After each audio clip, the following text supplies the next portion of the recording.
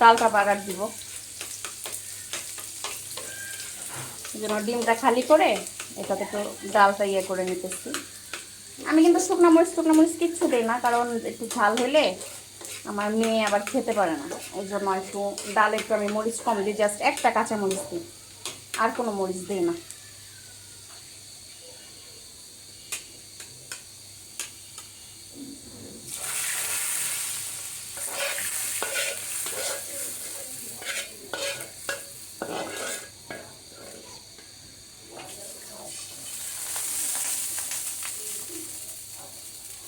Just হালকা একটু বাগার দিয়ে নিলাম।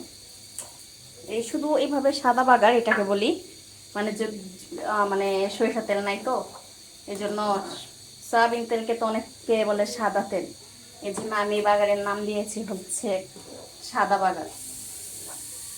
সুন্দর না? কি সুন্দর ঘ্রাণ বেরিয়েছে। জাস্ট একটা বলক দিয়ে রেখে দিব।